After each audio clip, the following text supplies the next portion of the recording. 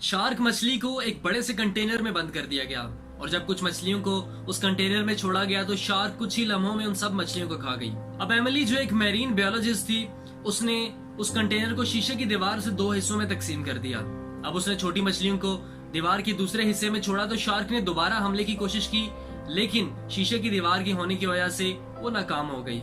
वो बार बार कई घंटों तक उस शीशे की दीवार से अपना सर टकराती रही, लेकिन थक हार के उसने समझौता कर ही लिया। अगले दिन एमिली ने दोबारा कंटेनर के दूसरे हिस्से में कुछ मछलियों को छोड़ा तो शार्क ने दोबारा हमले की कोशिश की, लेकिन इस दिन शार्क ने जल्दी हार मान ली। कुछ दिन यही तजर्बा दोहराने के बाद एक दिन ऐसा आया कि शार्क ने एक दफा भी हमले की कोशिश नहीं की।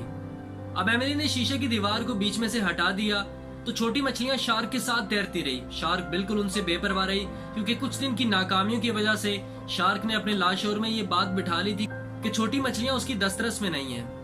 बिल्कुल इसी तरह इंसान भी कुछ नाकामियों से मायूस होकर कोशिश करना छोड़ देता है। उसे कितने ही मौके क्यों ना मैसर आए, वो अपनी पुरानी नाकामियों की वजह से दस्तरस में मौजूद हर मौके को ठोकर मार देता है। कोशिश करते रहें, कामयाबी जरूर एक दिन आपके कदम चूमेगी।